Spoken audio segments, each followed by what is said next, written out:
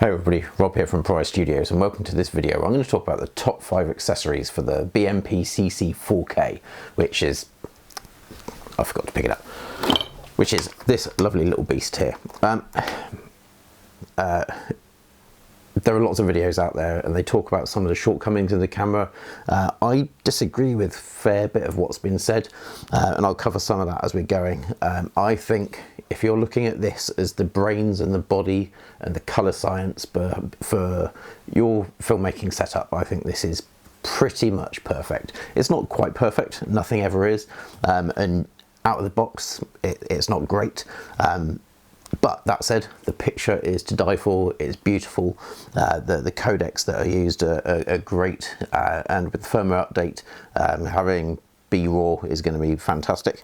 But you do need to account for buying some extras when you get it. So let's jump straight in.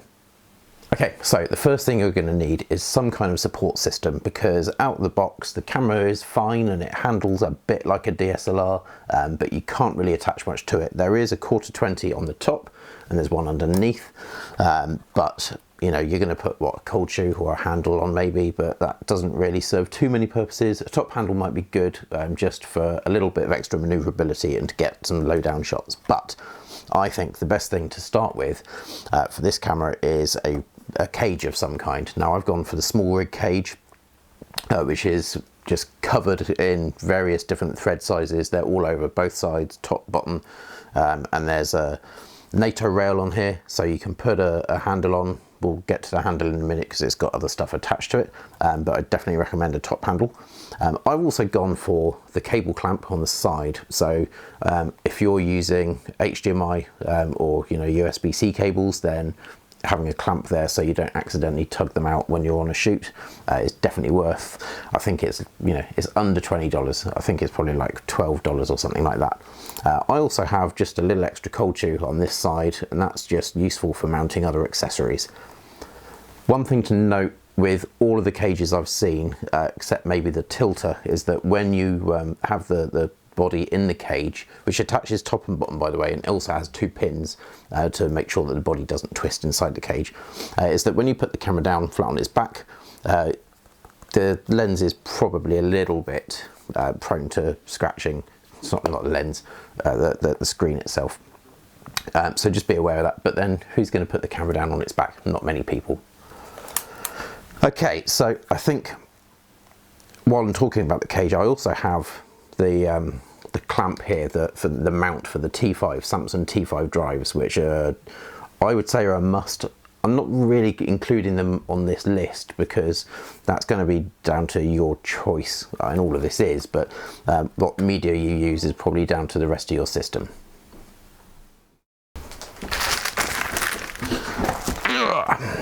Parcels in the post time. Okay, so where was I? I was talking about the T5 drive. So the camera will take SD cards and CFast 2.0 cards and these T5 drives, and I love these. I think they're great. I think for the cost of them, they are by far the best media to use. But what I really love about them is the fact that even though this clamp holds everything in place and it's a ratcheting clamp, you can undo that, pull the cable out, the drive itself stays in place. You just leave this on your desk, plug in a USB-C cable into your workstation, and off you go. There's no card readers, there's no mounting and dismounting in it in the same way. It's just so much simpler like this, and then you just clamp that one back in and off you go, ready for the next shoot. So that's kind of a number 1 and a 1B all kind of included. So yes, I think include the top handle in this, and that's number 1 done. So number 2, let's talk about audio. Let's put the camera down. You could, what have we got? I'm currently recording this using a lav mic and a Rode wireless, the Filmmaker wireless set, which is fine. I would normally want to use a shotgun mount mic, but we'll get to that. Okay, so you could use something like this, the Video Mic Pro, which has its own little suspension unit and a line input. Jack on there. I think it's just a 3.5mm jack, and these are perfectly good if you're out on the street and you're wanting to do like vox pops and talking head type stuff. That's cool. Like I was saying, my preference would be for a decent shotgun mount mic. Now, these take phantom power, which the BlackMagic Pocket Cinema 4K does provide, but only through its mini XLR. So you're going to need one of these cables. This is a mini XLR or XLR to mini XLR adapter. BlackMagic sell these in a pack of 2 for about £20, I think.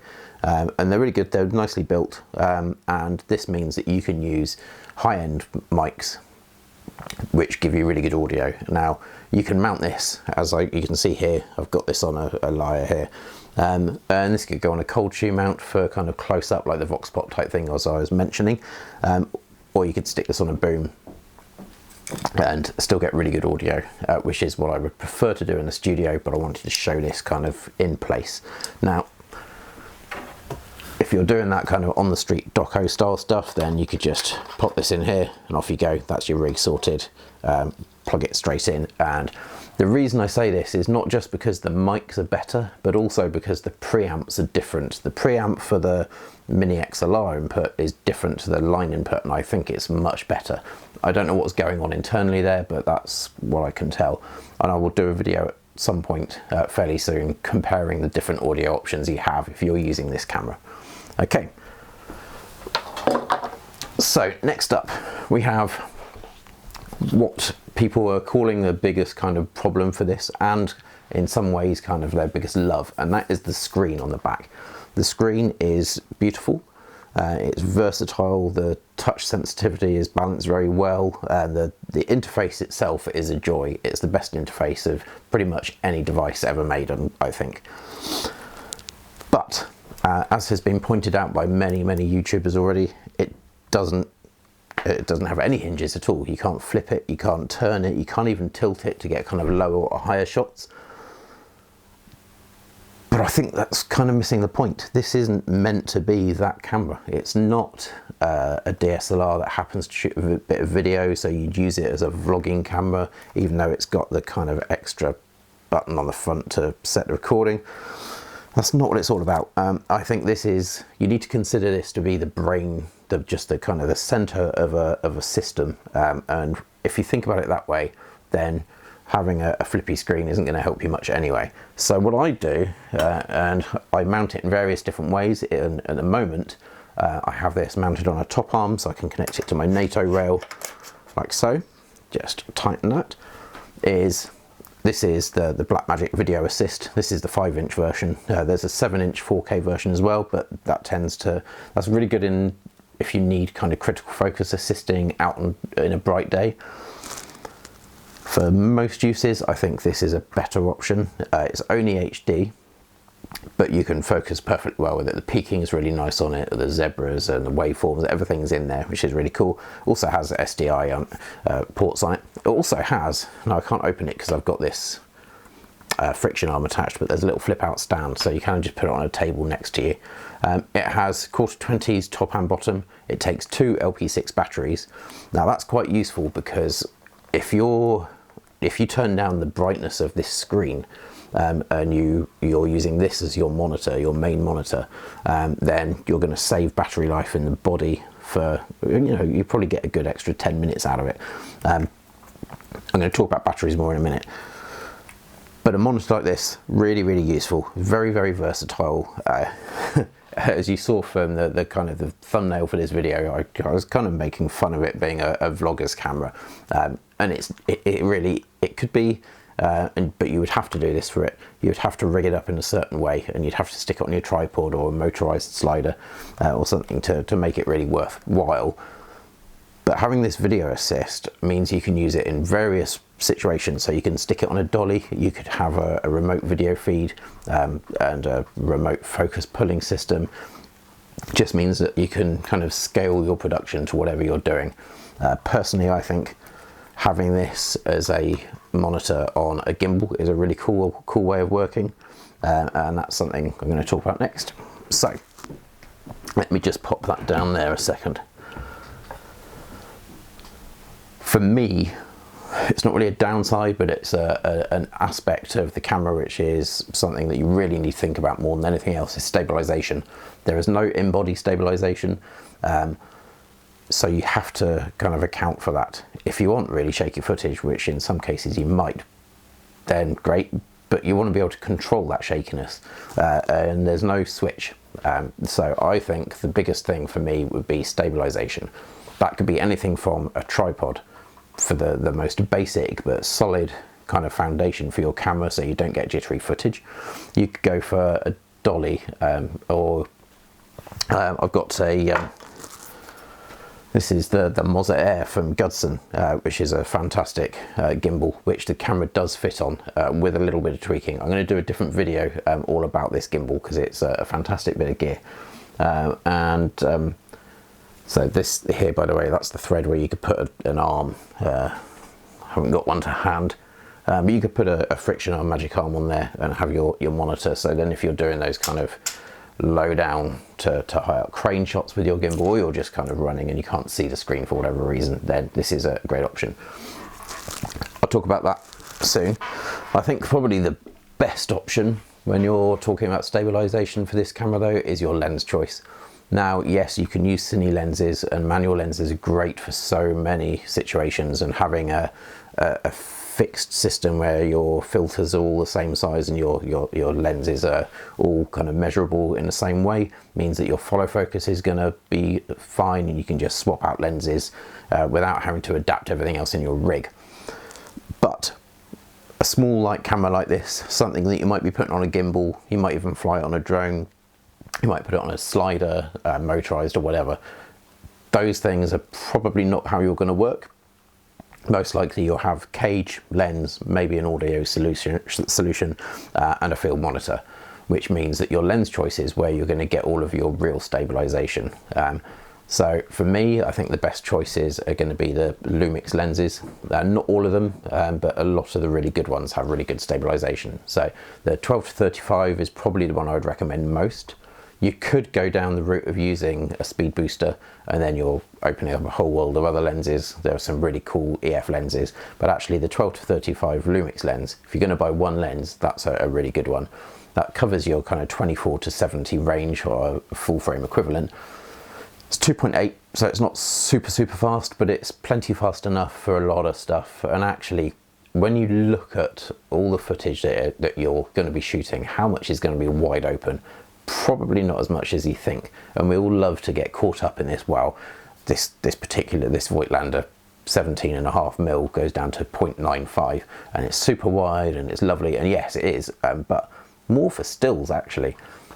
You might want that super shallow depth of field for certain video projects at some point, but actually you might not. And a lot of the time it doesn't help sell the story, it doesn't help tell the narrative that you're trying to get across to your viewers, and having a little bit greater depth of field is not an issue. Far more of an issue is going to be footage that looks shaky, that people are just going to feel a bit motion sickness and queasiness when they're viewing it. So I would say spend a bit of money, get a decent stabilized lens. Don't worry about the speed boosters. You can obviously, and they do open up some extra lens choices, but you don't need it. So this video, sorry, is all about getting you off the ground with this camera with as little extra spend as possible, but to get you good results. Which brings me to the last problem which people are talking about, and that's the power solution. Personally, I think, I have V-mount batteries for the Ursa Mini Pro, which is a step again. It's a different kind of a camera for a different kind of a situation. I don't think that getting a battery like that is suitable for the Pocket Cinema 4K. It might work for you. I don't think it's necessary. I can't think of a single situation where I have needed to be continuously shooting for half an hour, 30, 35, 40 minutes even, without stopping. Even if you're doing multiple takes of the same scene or the same shot, I think it's the 30 seconds it takes to swap out an LP6, even with a cage on. So if I grab that camera again, the cage is, it has a cutout here, You can very easily access the battery, press the button, and off you go. New one in, bang, done. Stick it in your bag or your pocket or whatever. It's not a big issue. People are talking about it like it is. It really isn't. And the amount of money that you'd have to spend to set up a decent V-mount solution for this, along with, you know, the extra rails, or, you know, if you're going to bolt it to the bottom of the body, which I've seen a few quite good ideas for that. Tilters, they use those MPF batteries in the side handle of theirs. That's an all right solution. But if you're going to put it on a gimbal or on a second head on a slider, then that's not going to work for you. So looking at a small light camera, a small light power solution is probably best. And I really think just buying a handful of the LP6 batteries is the best bet. I really do. I don't think it's a big issue. That said, I do think it's worth considering which ones you get, because they are not all built equal.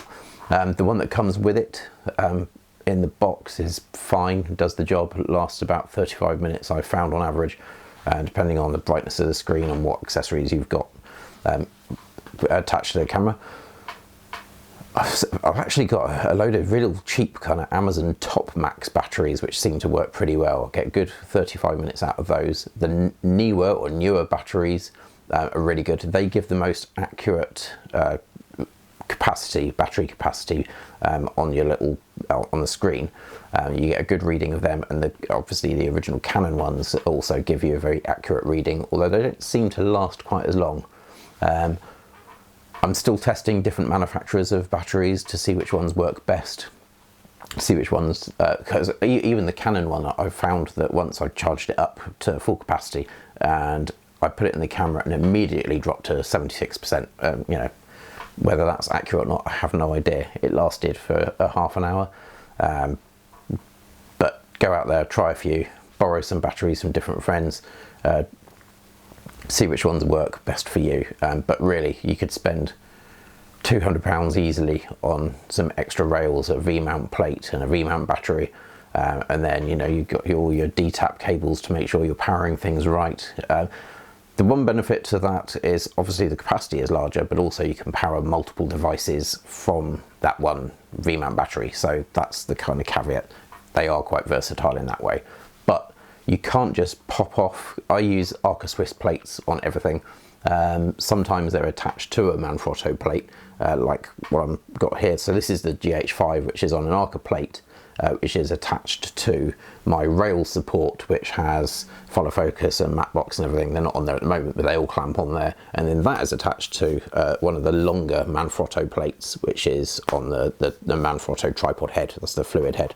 But all the camera bodies, they're all on Arca Swiss plates, because then you can use dollies and gimbals and you're just snapping things on and off really quickly, really easily. It's just the ecosystem for this camera, I think, needs to be about versatility. It's a small light body which makes beautiful imagery, and in places that you couldn't even with the Ursa Mini Pro, which is a sizable camera, but it's not, you know, even with the shoulder mount and the EVF, you can't quite get into the same places. So that's this video done. I started to waffle a little bit at the end there, but that's because I think there are different points of view, and obviously none of them is right. You've got to choose what's right for you. But I think that it's a mistake to get caught up thinking about things that maybe don't affect your work as much as you might think they do. So a handful of batteries, a good audio setup, a cage is a must, I think. But even if it's just a top handle with an extra cold shoe mount on it, might be useful, and a good lens. So yes, we'll talk about more stabilization methods later down the line. I'll talk about the gimbal and sliders and stuff. I use a Pro Aim motorized slider, which I'll talk about. I'll do a video on that because it's quite a cool bit of gear and it's not too expensive. So that's all you need, and you can go out and you can make some cool stuff. I'm still, you know, I've had this camera a while now, and I'm still kind of working my way around to getting the very best out of it. So I will share some footage from it. My background as a visual effects artist means that kind of influences this channel. So if you want to see more camera gear videos, let me know. But if you want to see more visual effects stuff, then let me know. Personally, my plan would be to take the camera out to show you how to film some plates.